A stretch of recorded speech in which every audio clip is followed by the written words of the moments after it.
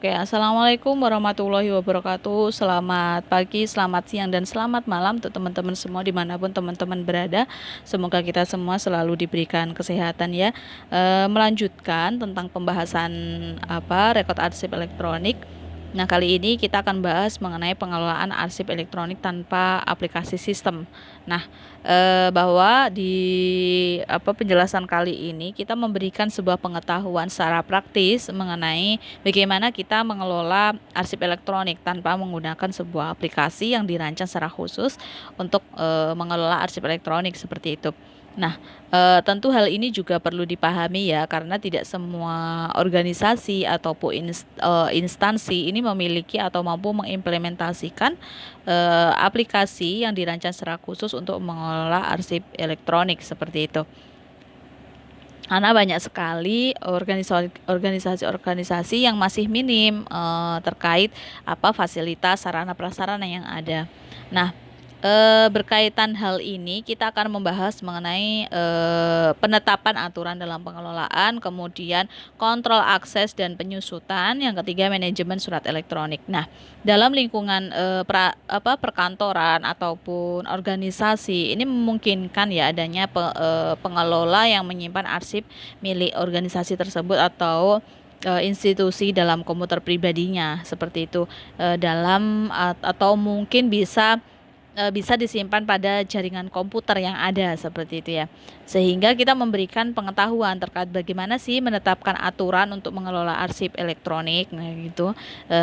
Sehingga nantinya kita bisa memberikan gambaran bagaimana menyusun perencanaan dan bagaimana menetapkan aturan-aturan dalam pengelolaan. Kemudian yang pertama, kita akan membahas mengenai penetapan aturan dan pengelolaan, yang di dalamnya terdapat penyusunan perencanaan, kemudian menetapkan aturan dalam pengelolaan. Nah, berkaitan dengan penyusunan perencanaan, ini berkaitan dengan peran ataupun agar tujuannya gini, agar pengelolaan arsip elektronik ini dapat disimpan dalam sebuah direktori elektronik, maka dapat dilaksanakan disimpan dalam direktori elektronik yang dapat dilaksanakan dengan baik. Nah, sehingga hal ini bisa berkelanjutan seperti itu. Jadi organisasi itu harus menetapkan jumlah peran atau tugas yang berkenaan dengan pengelolaan arsip elektronik. Nah, kira-kira tugas dan peran dalam penyusunan perencanaan itu siapa saja? Yang pertama, peran pengguna. Nah, tugas para pengguna ini dapat memastikan apa yang diberkaskan dalam lingkungan kerja elektronik, yang apakah arsip-arsip tersebut bisa diberkaskan. Kemudian membantu membuat dan mematuhi konversi yang telah ada. Nah, ini yang paling penting. Kemudian mengidentifikasi versi-versi yang ada, menyampaikan atau memberitahukan arsip yang relevan ke orang yang relevan, kemudian melindungi arsip, dan yang terakhir adalah memberikan rekomendasi dan menyetujui penyusutan arsip. Nah, inilah menjadi peran dan fungsi peran dari pengguna. Kemudian peran administrator jaringan atau administrator sistem, tugasnya sebagai apa? Yang pertama adalah menjamin teknologi yang tersedia dan dikelola dengan baik. Kemudian dia juga membuat sebuah workspace ataupun ruang kerja elektronik bagi pengguna dan kelompok-kelompok kerja. Kemudian dapat menjamin, administrator ini juga menjamin bahwa perangkat lunak yang beroperasi itu secara benar pada setiap perangkat komputer. Kemudian juga bisa membantu atau membuat dan menerapkan kontrol akses pada workspace elektronik. Kemudian tugas dari koordinator workspace atau pembuat ruang kerja ya. Nah, ini tugasnya mengkoordinasikan dengan para pengguna workspace terhadap pemilihan pengadopsian konversi dengan pengelolaan workspace elektronik. Sehingga hal ini juga koordinator ini bisa mengkomunikasikan tentang konversi pada kepada para penggunanya seperti itu. Selain itu juga memberikan saran kepada pengguna mengenai penerapan konversi, sekaligus mengontrol dalam penciptaan direktori file pada level tertentu dalam suatu workspace bersama seperti itu. Hal inilah yang akan memberi bisa nantinya bisa mengkoordinasikan penyusutan arsip elektronik yang telah disimpan tersebut. Dan banyak lagi tugas-tugas bagi para peran koordinator workspace. Kemudian tugas atau peran dari staf unit kearsipan, tugasnya adalah membuat dan menyebarkan kebijakan, pedoman atau prosedur yang berkenaan dengan penyimpanan arsip. Nah, inilah yang staf unit ini yang memberikan mempromosikan lah istilahnya seperti itu. Kemudian juga memberikan saran kepada staf seluruh organisasi mengenai sistem, prinsip dan praktek pengelolaan arsip. Kemudian juga bisa mengontrol sistem penyimpanan arsip elektronik, kemudian mengelola proses penyusutan arsip elektronik.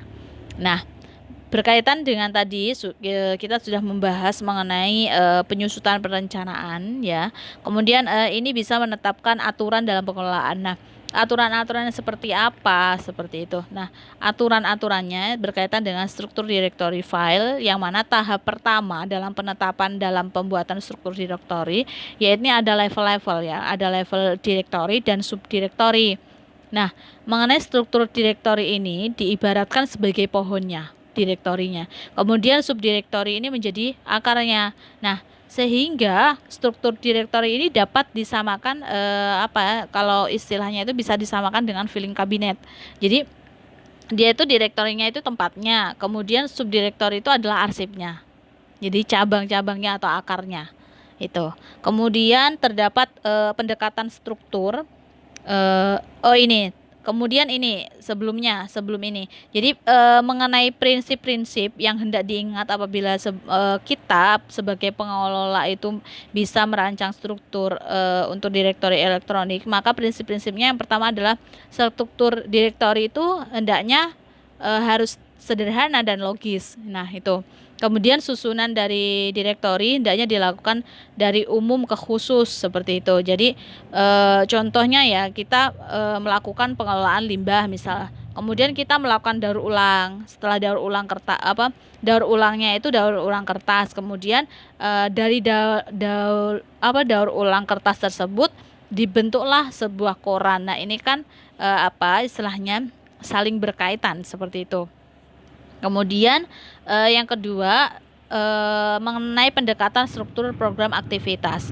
Nah, struktur direktori ini berdasarkan program atau aktivitas yang memberikan suatu model yang baik karena menjelaskan terkait program, aktivitas, subjektivitas, kemudian tugas-tugas individual. Nah, sehingga program ini dapat mengikuti susunan hierarki pada direktori dan subdirektori.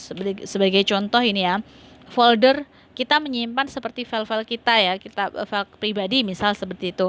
Ini tentang folder pendidikan dan pelatihan. Nah, di dalam pendidikan dan pelatihan itu di dalamnya ada penciptaan arsiparis, kemudian apalagi itu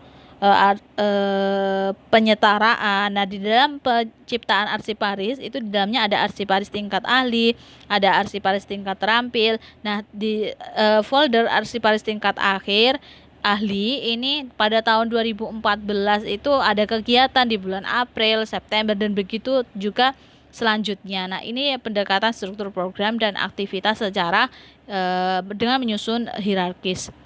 Kemudian yang ketiga adalah aturan-aturan pemberian nama atau judul. Nah, ini sangatlah penting ya dalam pemberian nama atau judul yang dibuat berdasarkan kamus kotakata baku, bahwa nama orang ini sebaiknya tidak digunakan untuk memberikan nama pada folder, kecuali hal ini berkaitan untuk menyimpan informasi mengenai personal atau klien. Nah, bahwa nama folder ini sebaiknya merefleksikan jenis, fungsi atau aktivitas bisnis dari si arsip tersebut yang akan disimpan dan dalam struktur tersebut. Nah, contohnya seperti ini. Abdul Hamid itu membuat arsip dengan judul kebijakan tidak menggunakan email dinas untuk urusan pribadi. Nah, maka penulisan pada folder ini adalah tentang kebijakan penggunaan email dinas seperti atau pengguna email. Nah, seperti itu, bukan menggunakan Abdul Hamid apa seperti itu enggak. Jadi folder yang apa ataupun mungkin arsip dengan judul kebijakan penggunaan email dinas ini yang menjadi aturan atau pemberian nama atau judul seperti itu. Kemudian pendokumentasian. Nah, dokumentasi ini menjadi suatu hal yang sangat penting ya untuk menjadi barang bukti gitu kan. Dokumentasi ini akan memberikan jejak atau catatan keputusan yang telah diambil dan dapat berperan sebagai rujukan dan sarana untuk pelatihan bagi anggota suatu kelompok kerja sehingga mereka akan mengetahui bagaimana struktur direktori yang telah diberikan seperti itu. Kemudian nama-nama terstruktur. Nah, di sini nama-nama terstruktur ini merupakan konversi atau kesepakatan dalam pemberian nama judul pada suatu file atau arsip elektronik yang tentunya dapat disusun dalam suatu sistem terstruktur yang lebih terperinci. Contoh nama terstruktur untuk arsip elektronik ini yang pertama untuk nama orang asing ini perlu ditulis secara konsisten dengan penggunaan nama keluarga, kemudian nama depan. Nah, misal Hasibuan gitu kan, Jamal Hasibuan. Hasibuan kan nama keluarga, maka bisa ditulis Hasibuan seperti itu. Kemudian susunan judul arsip elektronik yang merefleksikan struktur organisasi dengan struktur hierarkis yang berkebalikan. Kemudian apabila diperlukan atau ditambahkan tanggal dalam judul arsip dan folder ini bisa digunakan juga. Kemudian untuk jenis arsip atau dokumen standar ini perlu dikombinasikan antara elemen dari nama dengan pemberian informasi yang paling berguna seperti itu. Kemudian kemanfaatan dan keterbacaan. Ini berkaitan dalam lingkungan elektronik. Ya, struktur direktori ini akan cenderung lebih banyak memiliki folder yang ada di dalamnya sehingga memiliki dokumen yang lebih sedikit dibandingkan pada lingkungan yang berbasis kertas seperti itu. Nah, sehingga akan mengakibatkan struktur dari folder tersebut akan semakin mendalam seperti halnya arsip elektronik. Kemudian di dalam arsip elektronik ini ada survei di tahun 2015. Kemudian di dalam survei itu terdapat formulir survei yang dikembalikan. Nah, ini secara terstruktur dan hierarkis seperti itu.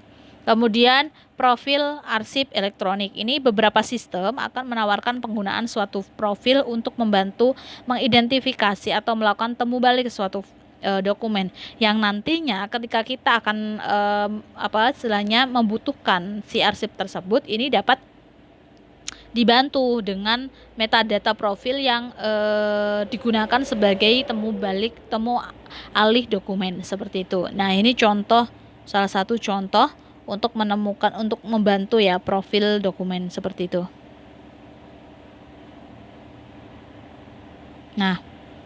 Nah, kemudian profil atau properti dokumen merupakan cara lain untuk menambahkan informasi mengenai suatu dokumen untuk meningkatkan kemampuan pencarian atau pengindeksan dari suatu perangkat lunak. Seperti halnya metadata yang dulu pernah saya jelaskan, properties ya, di dalamnya ada ukuran, halaman, kemudian total editing times, kemudian title, ada tag, comment, banyak lagi yang berkaitan dengan informasi-informasi ini, profil.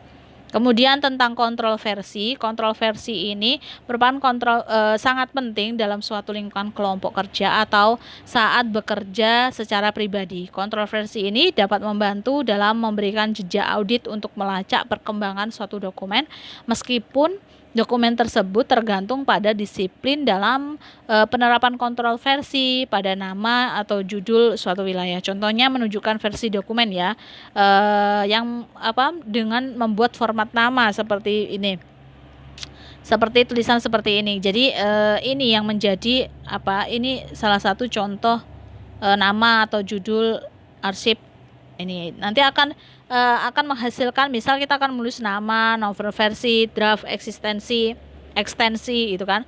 Nanti akan muncul seperti ini dokumen. Nah, ini namanya bahasa pemrograman. Itu. Nah, kemudian media simpan arsip elektronik. Nah, pengelolaan arsip elektronik ini tanpa menggunakan aplikasi yang dirancang secara khusus dalam pengelolaan arsip elektronik, baik itu bersifat online, nearline atau offline pada istilahnya bahwa kita tahu pada dasarnya media simpan arsip elektronik ini dapat dibedakan menjadi media magnetik dan media optik. Nah, hal ini juga dilakukan untuk tujuan backup atau struktur direktori yang dibuat sebagai harus dilakukan secara sama dengan struktur direktori yang digunakan pada workspace, pada elektronik di PC atau jaringan pada sistem jaringan atau server jaringan. Kemudian terkait kontrol akses dan penyusutan yang berkaitan dengan pengaturan kontrol akses terhadap workspace, kemudian prosedur keamanan dan penyusutan. Nah, tujuan dari pengaturan akses yaitu untuk apa sih? Untuk yang pertama ini untuk konfidensialitas. Nah, konfidensialitas itu apa? Konfidensialitas ini merupakan arsip yang hanya dapat diakses oleh mereka yang memiliki hak untuk mengakses. Jadi, apabila dia itu tidak memiliki hak untuk mengakses, maka arsip tersebut tidak dapat diakses oleh mereka. Kemudian integritas. Integritas ini berkaitan dengan keakuratan, kelengkapan, kemudian metode pengelolaan arsip tersebut itu terjaga. Jadi orisinil gitu loh. Kemudian yang ketiga, ketersediaan. Ini berkaitan dengan arsip ini dapat diakses oleh pengguna yang berhak jika diperlukan. Nah, bahwa memang istilahnya penyusutan atau arsip elektronik dalam lingkungan pengelolaan arsip elektronik tanpa menggunakan aplikasi ini akan dirancang secara khusus untuk mengelola arsip dan juga sangat penting agar tercipta suatu lingkungan pengelolaan arsip yang efektif dan efisien. Namun hal ini juga harus memenuhi ketentuan pengelolaan arsip yang berlaku, khususnya terkait penyerahan arsip yang bernilai sekunder kepada lembaga kearsipan ataupun yang lainnya. Nah, kemudian kita harus tahu keberhasilan implementasi proses akses dan keamanan terhadap arsip ini sangat tergantung pada beberapa faktor. Yang pertama adalah kebijakan, tujuan, aktivitas keamanan yang hal ini juga didasarkan pada tujuan tugas dan fungsi.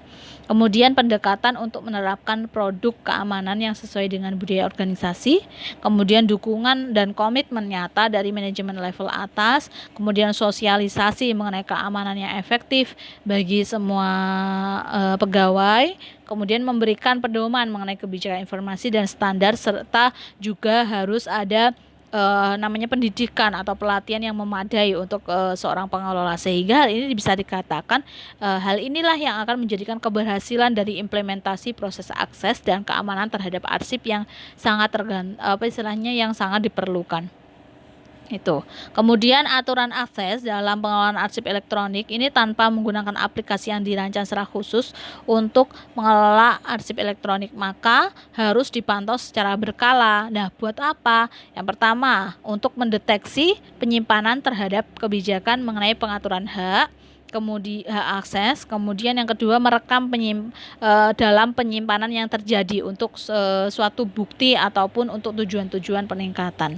Kemudian terkait manajemen surat elektronik. Nah, mengenai hal ini berkaitan dengan pengelolaan arsip elektronik, terus aturan mengenai surat elektronik, format penyimpanan elektronik yang tetap pada sistem surat elektronik, kemudian penyimpanan surat elektronik pada bulk email, arsip storage, kemudian integrasi pengelolaan surat elektronik dengan pengelolaan arsip elektronik.